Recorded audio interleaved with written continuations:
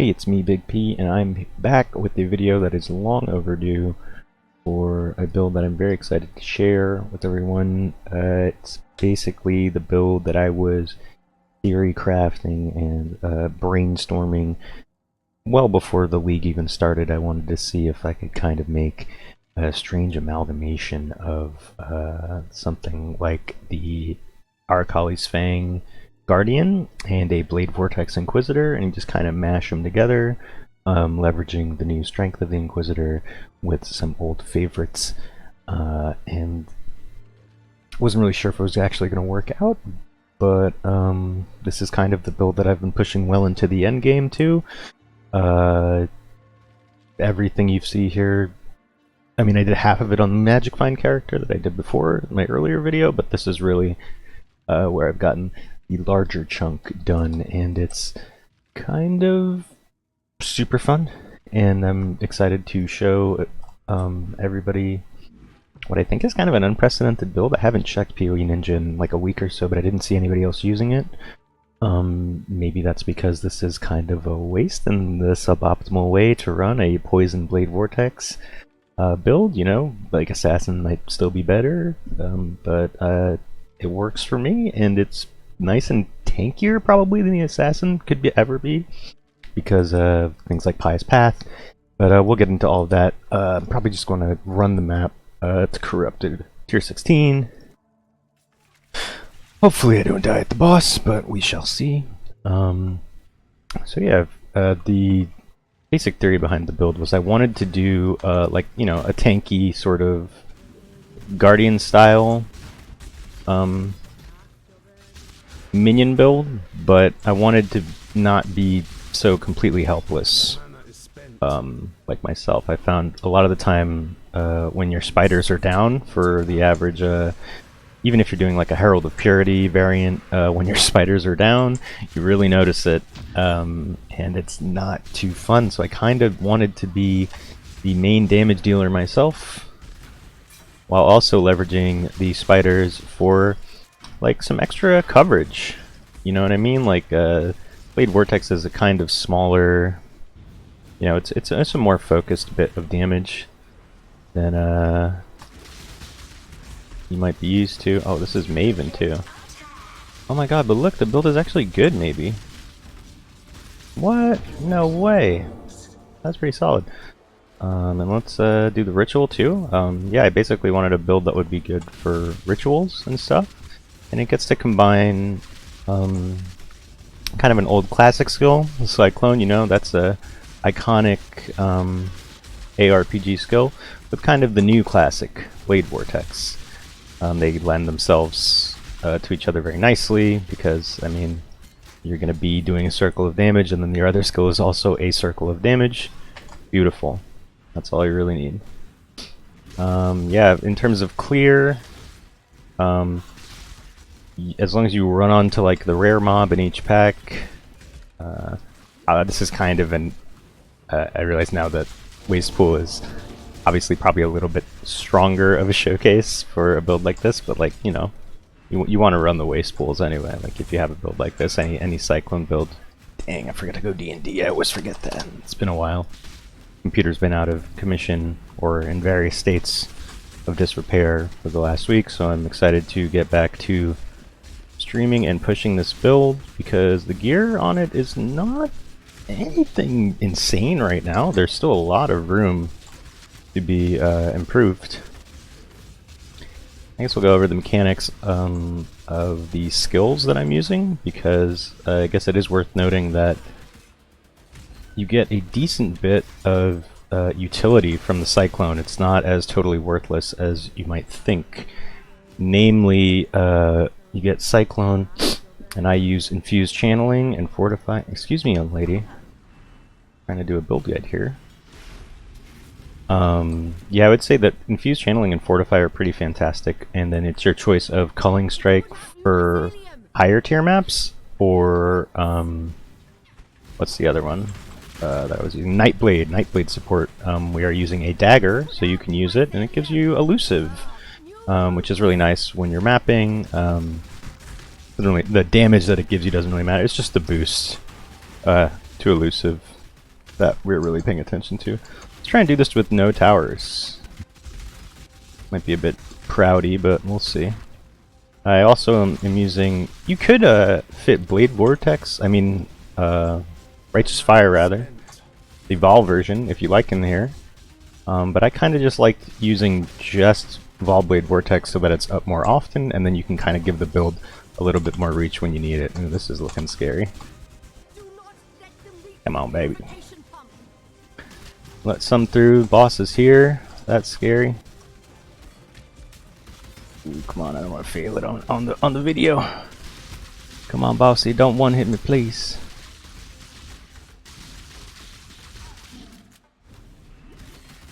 Alright.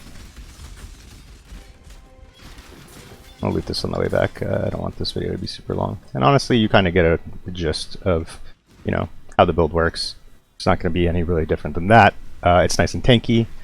It can just kind of cleave through mobs and stuff like that. And yeah, I probably could have League started this, you know. Let's go back to the hideout and get into the gear. We can kind of discuss the way everything fits together, because it's, again, like most of my builds, nothing too fancy, but there are some things you might want to focus on and aim towards if you're starting it directly from scratch. Namely, that would be the Aracali's Fang. And let's go into the Inquisitor Ascendancy for a bit so we can talk about how you might level it and why Inquisitor is good and why you would even bother doing this on Inquisitor, because normally Inquisitor is kind of seen as an elemental damage sort of ascendancy. I mean, you know, you can see here Inevitable Judgment that specifically only deals with elemental resistances, Augury of Penitence, again also only elemental damage. And before anybody mentions it, I'm fully aware that the small nodes between everything we're taking has 10% increased elemental damage that we're pretty much not using at all. There is no one who is more aware or more upset of this than I am, so trust me. However, you can still use it and it's okay. Namely because of something like Pious Path. Pious Path has been buffed and it's fantastic. I'm going to talk about specifically how do you get the most out of it when we go into the jewels and the skill tree. But basically all you need to know is you should rush for this. Definitely have this before you get into maps if you're League starting an Inquisitor. You don't have to roll any of your flasks. My flasks are like warding you need, but got staunching here because we are using a writhing jar to make worms. You can use it Series Promise, or you can try something else if you want something more tanky. You basically just get, I mean, you can do whatever you want on your flasks without having to worry about heat flasks or, you know, even things like ignite or ground or shock and stuff. You know, you're just immune to all that stuff. And yeah, we'll get into the power of Pious Path beyond that. But the new stuff of Inquisitor, so yeah, Instruments of Virtue, which really the one you're going for is Battlemage. I mean, you will have the first part of Instruments of Virtue up pretty much all the time, which is more attack damage for each non-instant spell you've cast. Your Blade Vortex, even though you're unleashing 4 of them, it still counts as a non-instant spell. And you'll pretty much have this up. It's easy to maybe sort of lean into just cycloning, and then you kind of lose out on Blade Vortex stacks, but you really do want to focus on keeping that number up. So the way Blade Vortex works is just you want to keep them all up. But most notably is Battlemage. So Battlemage will turn your Aracali's Fang. I actually have a shitty quality enhancement now that I really look at it, because attack speed doesn't really matter where a spell builds. I think I was messing around with it in Harvest and didn't really realize that that wouldn't be ideal. But yeah, Aracali's Fang is normally thrown into a build just because of the spiders, which is, you know, perfectly fine. Like, that's how strong the unique weapon is, and that's how it functions. You get a nice chunk of flat damage to spells, though, that normally doesn't happen without Battlemage, because this is you don't just get all the damage that's on here. You know the way Battlemage works. You know, it adds attack damage to spells at a percentage. Let's actually see how much it gives. So you see the spell chaos damage is 11 to 642. Yeah, so I don't really know exactly how it scales it, but the overall damage on just the tooltip goes from 8.7k to just under 6k, so it's there, and you're leveraging the damage in a way that normally wouldn't be there. Unfortunately, I wasn't able to go all the way into Instruments of Zeal because I don't really think it's worth it. Stay tuned to the channel though, because I am going to do an Ice Crash, maybe Frostbomb or Glacial Cascade Inquisitor, because I do want to try and get Fanaticism working up in a build. This build was already a little bit too experimental to get that done here though, and that brings us also to Righteous Providence, which you might think works as like a stat stack masterpiece. It just ends up sort of being a way to get a pretty insane amount of increased critical strike chance for a crit build with a decent bit of relevant stats. Something like mana and percent energy shield we are using, well, mana knight is not really so much. I guess if you're using precision or vitality, there's a lot of auras you can choose to use. And then of course strength is life and melee physical damage, which isn't totally wasted because we are using a cyclone with the 4-link, and you know, it's not total waste. I guess something to note is that the tree is a little bit scuffed. We are glancing blows, but even with that, we are only at 70 and 52% spell block. I think I was in here. I've kind of messed with the tree over and over, and you know, you can get a little bit of spell block. You don't really need to get max block, although it is nice to abuse something like recover percent of life on block, whether you're using the surrender. I would probably go for a shaped shield though. Ultimately, my shield is worth probably around an extra 2. I think I chaos spammed it myself. It's really not that good, but the recover life on block is fantastic, particularly if you can get your life down. Let's actually go into that right now. The build does use the Glorious Vanity to get Corrupted Soul. Now, if you've paid attention to pretty much any Inquisitor build in the past month, you'll know that the interaction of Pious Path, which grants your life regen in addition to your energy shield, basically you get to double dip on any life regen that you have in the build, which you have because you have Consecrated Ground, which makes you regen percent life, also gives you crit strike chance, which is nice. And then, yeah, you basically get to split your damage in a way. So Corrupted Soul lets you split the damage, and then Pious Path lets you effectively recover in the same way. Because without this, any damage would just be done to your energy shield without the life regen also being applied. There's people who can explain it a little better than me, but basically what you want to do is get the damage done to both your life and energy shield. Maybe there's a Mind Over Matter version, but that's probably more of like a Cold Blade Vortex, something like that. But anyway, yeah, Corrupted Soul. Anything else you get on here, this ended up being pretty cool for my build. Not totally necessary though, because we have 20 spiders who are applying Wither with Withering Touch, so it's pretty consistent. I think we're nearing max Wither stacks a lot of the time. And the tree has kind of been stretched probably as far as it can go. It's a little weird, and I've dipped in and out of things like Grave Pact because I am using Spiritual Aid. And I was also even in Spiritual Command, but the tree was like a little too stretched for that. I was going down into here. Your minions can carry you for the first part of the build before you really get into like kind of higher tier maps.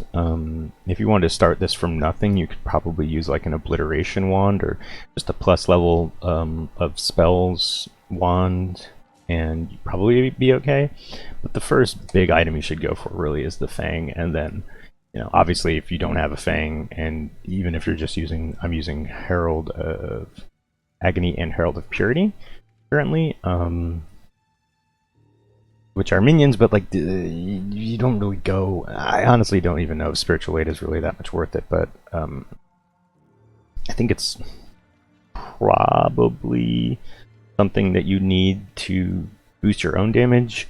I don't know, the build kind of balances damage in a lot of different ways. The tree basically runs all the way to here just because getting stuff like Atrophy, Arcane Swiftness, Serpentine Spellslinger, Doomcast, Written Blood, this is just such a dank, like this one node just connects you to so much that's like super relevant. I was in this to get max poison, 100% chance to poison on my spell, but you can go into some Cluster Jewels. My Cluster Jewels aren't that great. I have Circling Oblivion here. I don't even know if these actually work. You know, it's a damage over time multiplier because we are a poison build. Septic spells is what gives you the 20% chance to poison with spell damage, in addition to the poison support on the on the 6-link blade vortex, which gives you 60 to hit. Because unfortunately, the 15% chance to poison on hit, even with Battlemage, does not apply to spells. So if you look at the chance to poison, it's only 35 on Cyclone, because you do get from Herald of Agony, you get 20% chance to poison on hit. That will apply to your spells. So it's only 35. That's not really how you're playing poison, though. See down here, chance to poison is 100% on the Vol Blade Vortex. Now for links of the Blade Vortex itself, I'm not actually so sure. I guess let's finish going over the tree. Although really the only notable parts are getting over here, so you get into stuff like Arcane Swiftness, which is really nice. You know, trying to get that spell block up is pretty tricky. You could go for stuff like Dire Torment, and if the Glorious Vanity gives you anything crazy, like I think I had some interesting stuff here, like ES, Chaos Res, spell damage, I don't know. Not usually worth, you know, but hey, if you want to sink some Divines, it has to be the Doriani one. That's worth noting to get Corrupted Soul. That's really all you need. Anything else is just gravy, like stuff like this. I guess it's worth noting that because of the way that Righteous Providence works, the lower of the two, it's not a stat stacking build, it's a stat balancing build. You kind of, you know, my strength is a little bit lower because we're a spell build, and a lot of my travel nodes are int here, so my int is higher than my strength, so I just plop a little 30 strength there, and it kind of brings up your effectiveness of what you're getting. So that's basically all I want to mention about that, because again, I don't think that this is really leveraging stat stacking that much. You kind of get a really ridiculous sort of critical strike. I mean, just straight up 50% with no buffs, not counting Consecrated Ground or any other sort of buffs that will be up. It allows you to run, I'm running Awakened Controlled Destruction in my setup. And I think I was actually using, yeah, I think I swapped Unbound Ailments in for critical damage.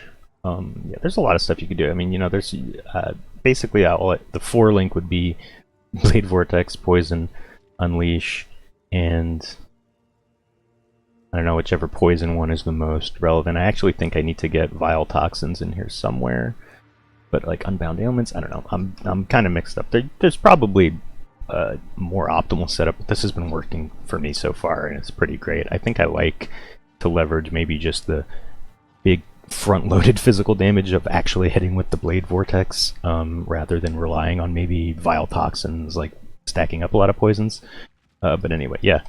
Tree's a little weird. You know, to stretch for Spiritual Aid, then come all the way around here. You need Thunderous Salvos. Corruption is nice to get. Go down through Cruel Prep, Annihilation, and then over into here. It was kind of tricky to figure out exactly what I need to do in the tree because there wasn't really that much to work with. I kind of had to work backwards from a bunch of Assassin Blade Vortex skill trees, but without being able to actually reach into the Shadow Start. But overall, I mean, you have an effective life pool of like just under 8k. Probably a little bit under 8k, but it's really the regen and the life on block and that sort of the stuff that keeps you tanky and keeps you alive far better than the assassin version would be. So let's go into these skill gems because damn, this video is getting long already. I mean, I'm kind of rambling, but it's a bit of a rambly sort of build. I'm like really proud of like what happened, just because, you know, normally you wouldn't run this sort of build, but I just had to do it. I had to try it because I love the Spiders build and I love Inquisitor. I've loved Inquisitor for well over a year now, if not more, you know, so the new rework really kind of lit a fire under my ass. I wanted to figure out what like we could push it into. So yeah, I went over the Blade Vortex 6-link, and I'll go over this again. Cyclone, Culling Strike you can swap out for Nightblade for mapping. It's a little bit faster speed, but once you do get into like bossing and stuff like that, Culling is probably going to be the optimal one. Fortify is just Fortify. Let's vol it for the streamer RNG. Bada bing! Back to 19. And Infused Channeling is fantastic. I'm pretty sure you're double dipping on the AoE and the physical tags here for your Blade Vortex. Let's check real quick. Just, you know, you should never really look at the in-game tooltip, especially for stuff like Blade Vortex, but once you get the Infusion, it brings you up by about 700, 800 damage on the single use there. So yeah, not to mention, you know, Infusion. It'll just basically be up. You have to quality it to really make it, it brings down the time by 0.4 seconds, which doesn't seem like a lot, but yeah, it's, you know, this is a game of inches, a game of milliseconds. Could save your life. Speaking of save your life, I was actually leveling this like all the way with Blade Flurry because I was insistent that it would be better for Ritual, and it does way more damage than Cyclone, but ultimately it's still a 4-link, and the attack skill is more utility than anything. So, you know, the small amount of damage you could eke out of something like a Blade Flurry, which is a channeling skill with attack and area of effect, physical tag and area of effect tag worked basically the same as Cyclone. 9 times out of 10, the utility you get from movement is going to be more effective. So yeah, sorry Blade Flurry. I do want to get Blade Flurry working, but Cyclone is Cyclone, really hard to beat.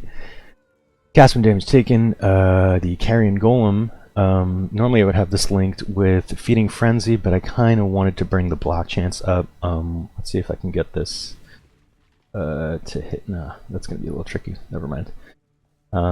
It brings it up not to total max. I think you get max on attack block. You go to 75 of attack block and maybe 60 something, maybe 71, 72 spell block, which it's fine. You are glancing blow, so you're taking the damage, but again, recovering 5% of life when you block, and then recovering just inherently from your Consecrated Ground, which will always be up, and Pious Path, which will always be up. I don't see a situation, even in the most hectic of boss fights, because the moment that you stop moving, even for a second, it refreshes. Like, you literally have to be walking, doing nothing for 4 whole seconds for it to actually turn off, and then the second that you stop moving, it turns back on again. And then Molten Shell. I actually don't have that much armor. I was bouncing between this and Steelskin, but there's probably... I would probably stick with the Molten Shell. Molten Shell's just Molten Shell. I was using... I wasn't using Malevolence for a very long time, which is actually pretty horrible. You definitely want to use Malevolence in a Poison Blade Vortex build. But I started with Herald of Purity, Herald of Agony, and Herald of Ash, and was just kind of doing Herald scaling. I was even, I think, into the Discord Artisan here. Not that it really does that much for you, but before you get something like an Enlighten level 2 that can bring your overall mana cost down, I think I also am... Oh no, I was able to get out of the reduced mana reservation here. You also have it here, if you want to give that a try. But once you get the Enlighten, you can kind of save on those skill points, because you're not really running that many non-cursed auras. I'm not running anything like Discipline or anything like that. Like, these are the only auras that I'm running. Again, if you want to do something a little bit more hardcore viable, you could run Vitality instead. But, you know, it's a bit flexible. What other stuff do we have? Flame Dash, Arcane Surge. This would be Second Wind if I wasn't using it to spawn corpses, to kill, to make spiders and bosses. Obviously in the Maven's arena, you can maybe try and rely on the ads, but I really wouldn't. This is pretty standard sort of thing. You need the Writhing Jar, and you need Desecrate somewhere for, whatchamacallit, for spawning those spiders. I do notice it kind of sometimes in maps when I really have to like backtrack or something, but it's not that bad. You're kind of stretched for gem links in this build, particularly because your weapon pretty much has to be used for... I mean, you're going to put damage links for your spiders if you're using Irakali's Fang, and those are damage on full life, which you swap out for a melee splash when you're mapping. In the higher tier maps, you kind of don't really need to do that. I would probably stick to the damage on full life, because spiders don't die, by the way. They don't take any damage. They're always at full life, so the damage on full life is amazing. And we already went over Withering Touch and minion damage. You could probably put this as Awakened minion damage. You could put this as Signal Prey, But what I like about this build is I don't really have to rely on something like using Predator support, another button on my build. I just am doing the damage myself. I'm a Blade Vortex Inquisitor and I'm fighting. And yeah, that's pretty much all the gem links. The gear, I almost don't want to go over because it's pretty much a carbon copy of the Guardian version. I basically was super lazy, and even though you probably could get better boots, Rainbow Strike gives you a decent bit of spell block, which we are desperately needing. Go ahead and harvest craft yourself some like elusive boots or whatever if you want to do that. Rings or whatever. You can get poison on this. I was trying to roll it, doesn't really matter. Something that's nice when you're leveling all the way up to, I mean, what am I, 93 now? If you can get a lot of leverage. Like, let's see how much. Yeah, it's like look at that lightning resistance. The 12%, just because of the way the Darkness Enthroned works, you can kind of leverage your resistances if you are relying on a lot of uniques, which I kind of was. I was using the Recover ES on Block Shield. I forget exactly. Is it Prism Guardian or no, Aegis Aurora? That's the one. But you actually are able to kind of craft yourself a hybrid shield. I mean, you could probably harvest craft an absolutely sick shield. This would be something to really invest in. You can get plus the level of spell gems, and that would bring up your physical spells, rather. That would bring up your Blade Vortex, you know, because plus the levels on something like this is crazy. But yeah, I'm being a little lazy about this. I pretty much chaos spammed into this and don't want to spend more than I already have to do this. But you know, the sky's the limit with this. Astromentus is just very nice. Dirty Techniques. I was using. Which one's cheaper? I think Exceptional Performance is cheaper for the yeah, Potency of Will is way more expensive for some reason. But these do exactly the same thing, increase skill effect duration. I was using this to make the Blade Vortex feel a bit better early on. But now that I'm like full on Unleash and all that crap, not really necessary. And Dirty Techniques is just a huge damage multiplier for poison builds. So that's why I have anointed that. And Astromentus is just a bunch of beef. And actually, without the Astromentus, it'd be really hard to get that dex requirement for Blade Vortex and some of the other stuff. I think not Desecrate, maybe Nightblade? I don't know. There are a lot of dex gems you'll be using in the poison style build, so I would keep an eye on that. Astromentus is probably going to be the one you want to go for. And of course, beef it up with the attribute modifiers. Really nice. I was using the new bone helmet that makes minions hear the whispers. I forget what it's called. It's like the Ancient Skull, I think it is. I think I sold it. Whatever. It's the Ancient Skull. It wasn't that good, and even Crown of the Inward Eye isn't that good. You might be able to craft a better rare helmet. But yeah, that's just kind of a testament to the flexibility of the gearing. You can kind of just use this and it's not bad. I mean, you get to use, because we are kind of like a hybrid build, and even hybrid in terms of like, you are technically doing an attack, it's not doing 0 damage. So something like Transfiguration of Body is relevant, Transfiguration of Mind is also relevant, and of course Transfiguration of Soul is relevant as well. Not hugely relevant, you know, it's all just little bits and pieces of damage, but it all adds up. Not bad. Speaking of which, Shaper's Touch, fantastic. I was able to get the Curse on Hit Despair, I think for like 40, 50 chaos. Again, probably can't start this from the ground up. You won't be able to get it for that cheap in the league. But everything else is kind of fantastic. You're pretty much using almost every single modifier on the Shaper's Touch, which I can't really say for the Guardian build. You know, like that life per 4 dexterity. You don't have that much dex, so it's not that much, but you know. Melee Fizz per dex, it's ES per strength, evasion rating per int, all that crap. You know, it's working. You are a build that uses pretty much everything here, which felt pretty nice. And of course the Fang. I mean, what more? I've talked about the Fang so much, and this video's already almost half an hour. I'm not going to talk about it anymore. It's so good.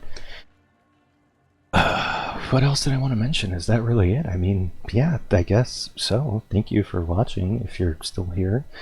I'm gonna probably be pushing the rest of my challenges with this build. Maybe I'll do one more Inquisitor. I kind of wanted to do Ice Crash with the Debian's Dirge I've got here. Just to see, because Battlemage is actually, I think, overall the most interesting new thing. Like, Pious Path is fantastic, but it's kind of boring, you know? It's not really something that all you really do is just chuck Corrupted Soul into a build, and it's going to be an incredible way to kind of split your damage and mitigate your defenses while getting the full effect of your life and ES regen. But Battlemage is really interesting because you get to use stuff like this in pretty unprecedented ways in Path of Exile. So thanks for watching the video. Let me know if you have any questions. I am going to be streaming it a bunch the rest of the month because I do want that new hideout, even though I got this hideout. Like, what? I love the Primordial hideout. I got this like the first weekend. Didn't even realize how rare it was. Very lucky. Streamer RNG. So yeah, like and sub, all that crap. And if you have any questions, leave them in the comments here. And yeah, thank you very much.